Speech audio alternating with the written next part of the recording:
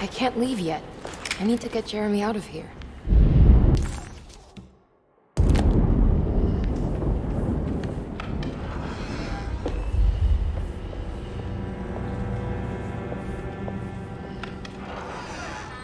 Mr. Waits must have had a spare key to Dr. Gray's office, but where? I don't know the combination. Wait, maybe I do.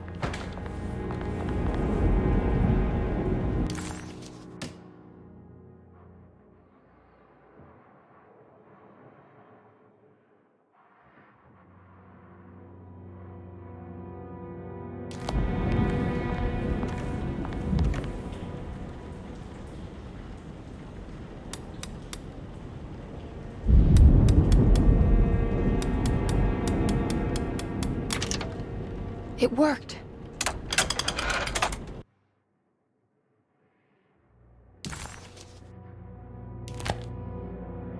The last guest in the empty room suffered from severe maladaptation. I must write this down, because if I understand the condition sufficiently, it could make me deny this fact at a later date, and there is reason for me to think I may come to suffer the consequences from this dysfunction, as some who came in contact with the guest seemed to adopt a new worldview in which everything was predetermined but broken. Upon accepting this worldview, some memories became unmanageable and later rejected. I do not know what this means. I cannot even remember the fate of the guest. I think they were simply misplaced one day and forgotten. Just like all documents pertaining to this guest, they have all been destroyed, or they never existed in the first place. Who wrote this? There has never been a guest in the empty room.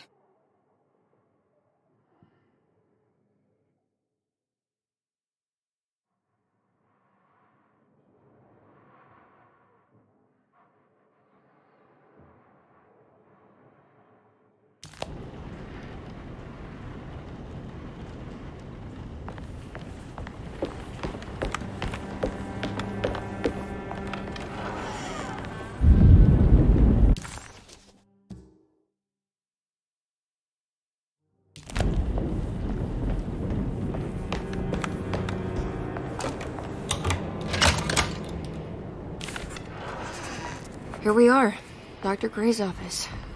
Now let's see if we can find some answers.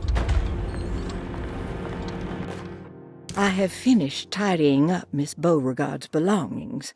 I will leave it to you to contact her agent and have them collect her things. I found one of Grace's drawings she might want back, along with this key in her room, which I believe you've been looking for, Mrs. Thompson.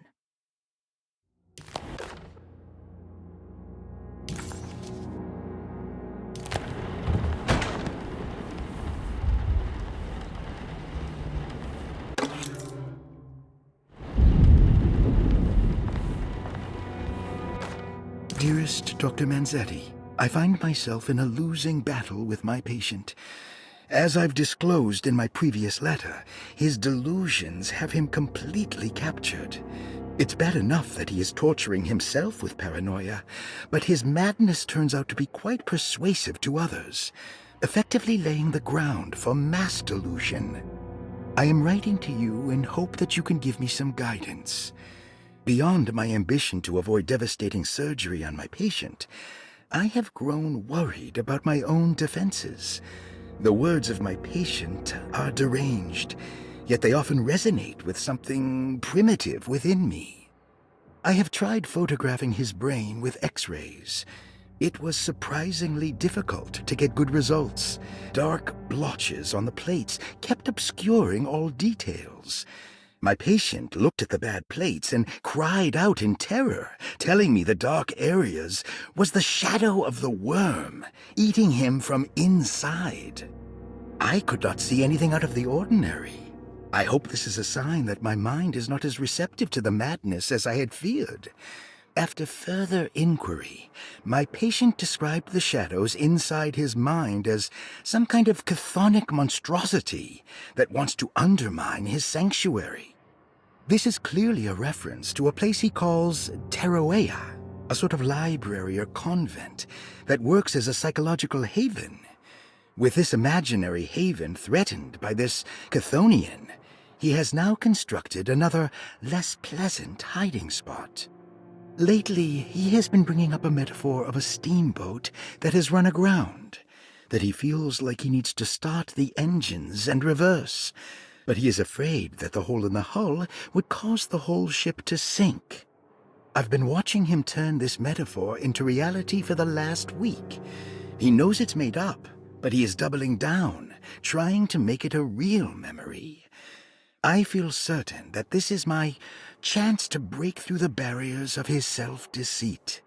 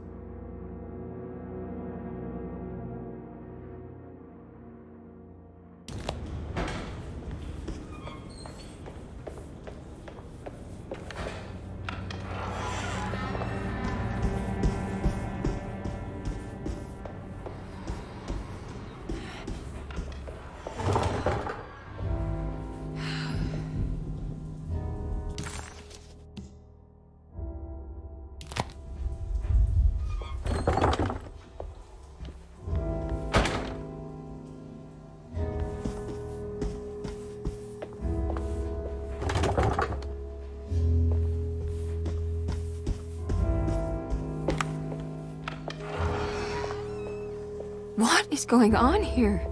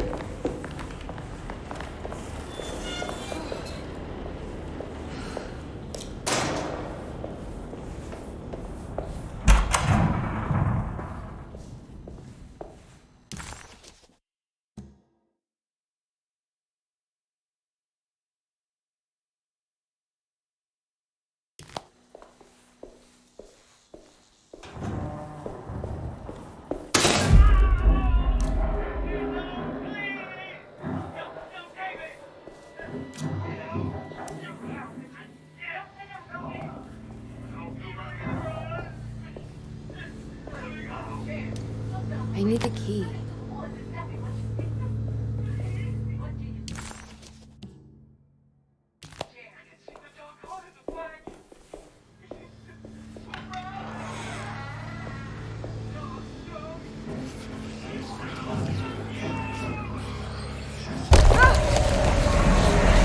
What's happening?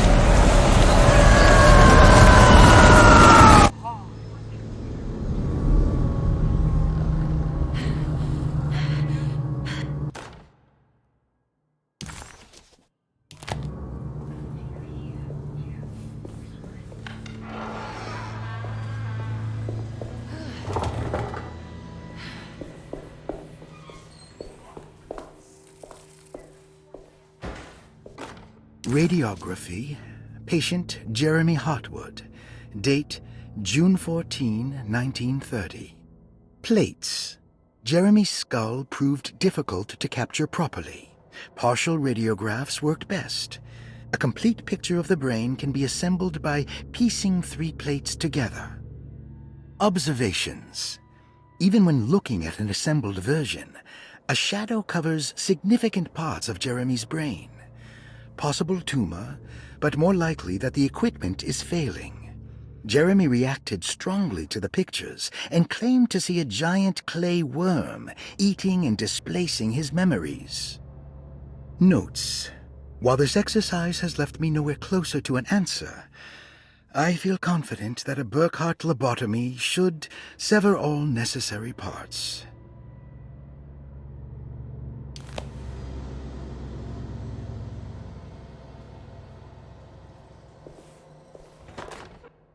Hypothetical psychosurgery based on the ideas by Burkhardt and the St. Petersburg research could end up saving Jeremy's mind. Severing the connections around the frontal lobe would certainly solve most mental afflictions. The procedure would be brutal in performance, as well as in efficiency. An ice pick pushed through the edge of the eye and into the skull would untether the nerves like Alexander cutting the Gordian knot. As this would likely leave Jeremy in a very different condition, all other paths should first be explored. The medical instrument I would need for this lobotomy is missing, and I should have Waits order a new one.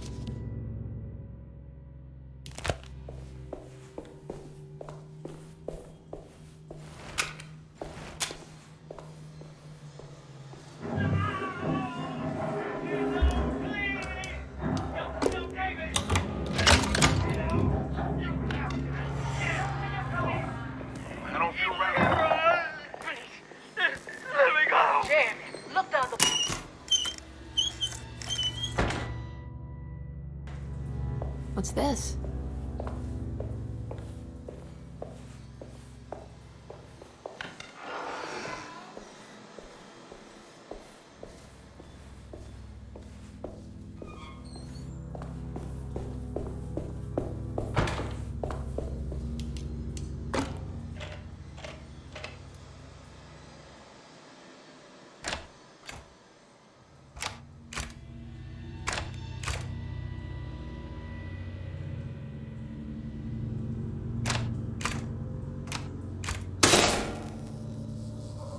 Oh, that's better.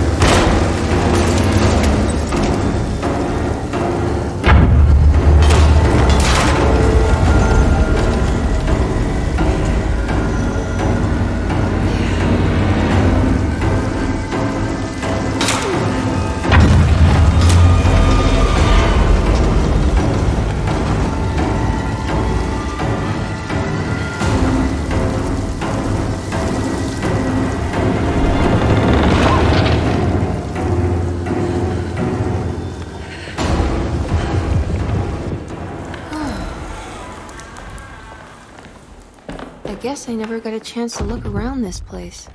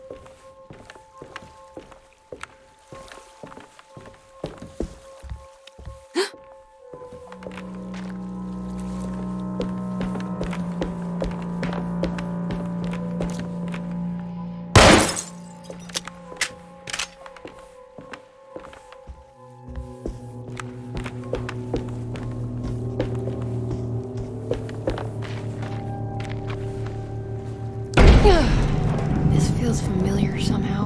Hello? Is anyone there? Jeremy, where are you? I'm stuck in the mud and the bayou's taking me. Jeremy? Can you hear The me? motor is dead. I can't do anything more. Hang on, Jeremy. I'll get the boat running. I'll get you out of here. A ghostly voice.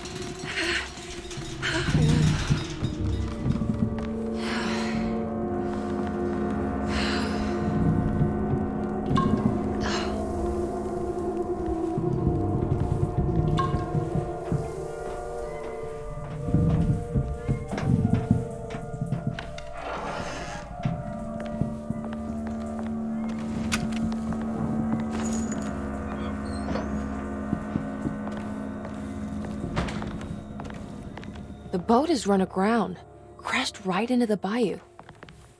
If I get the motor running, I could try backing into the river.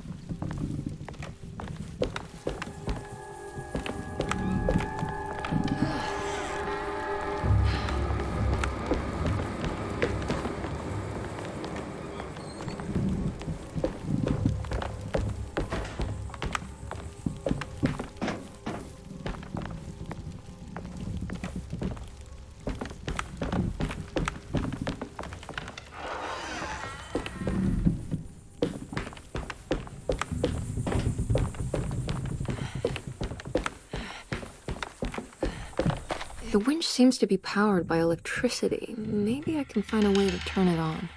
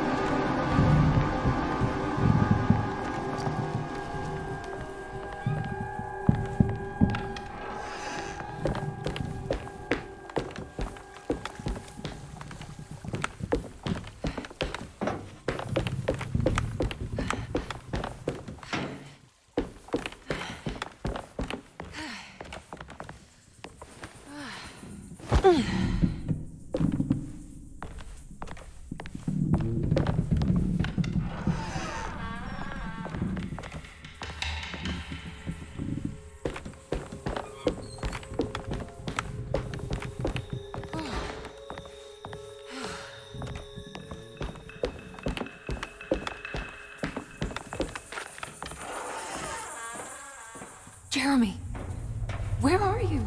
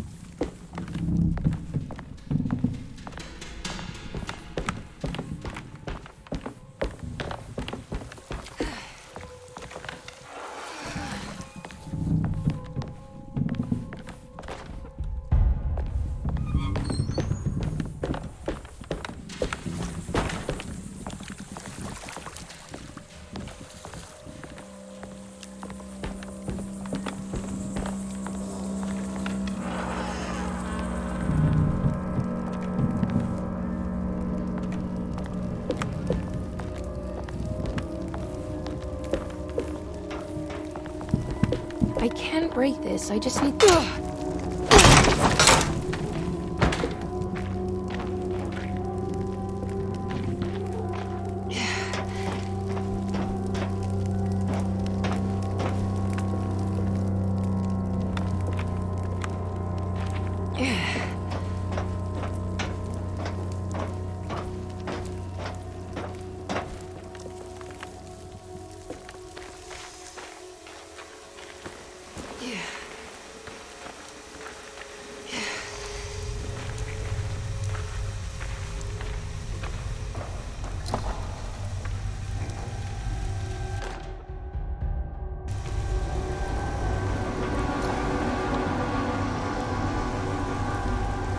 I think it just needs fuel to run.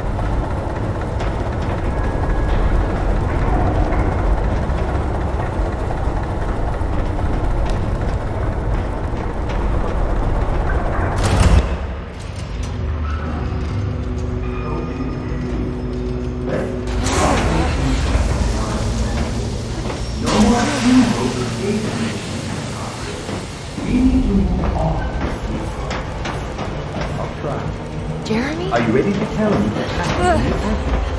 What's happening? I'll go to walk around my mother, and then I plan to all fight for my father. Uncle! Are you under the impression that you died?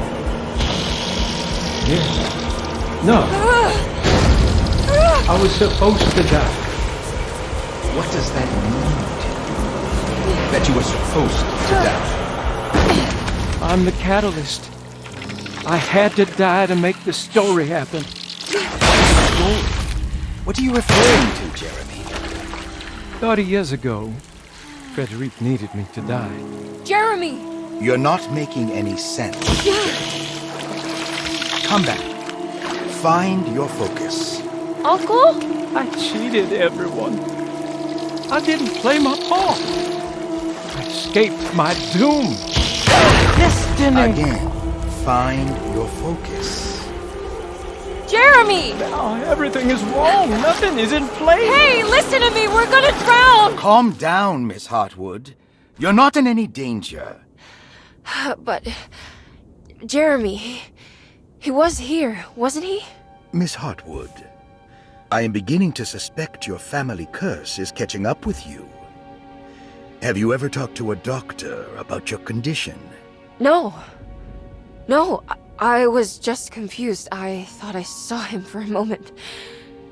I'm fine. I'll let you be. Miss, I want you to know I'm here to help, if you need me.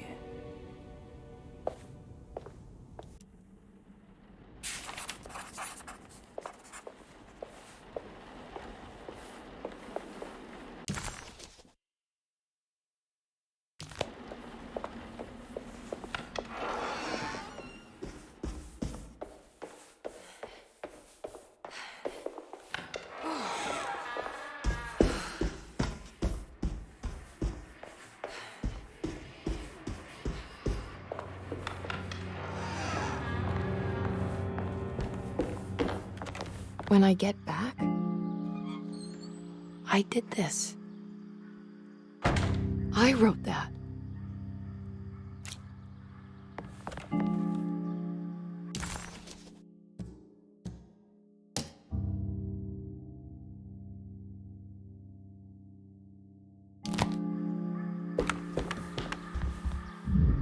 I don't know the combination. Wait, maybe I do.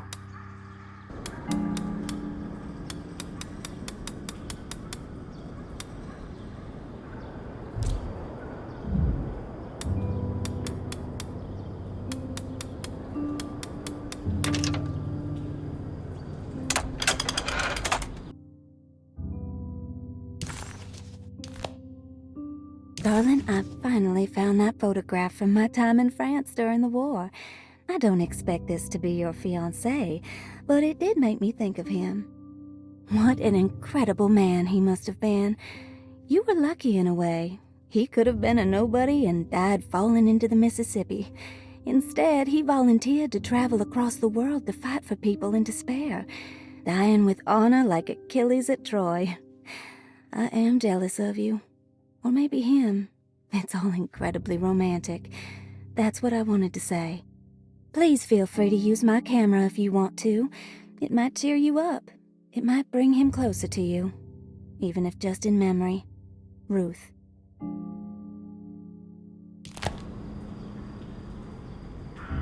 How long have I been here?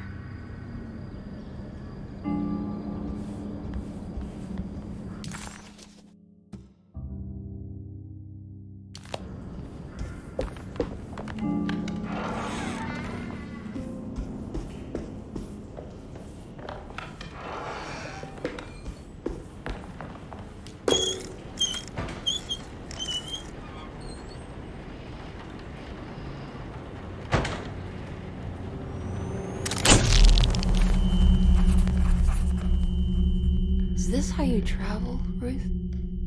The war in Europe rages on, and America is doing its part to hold back the German aggression.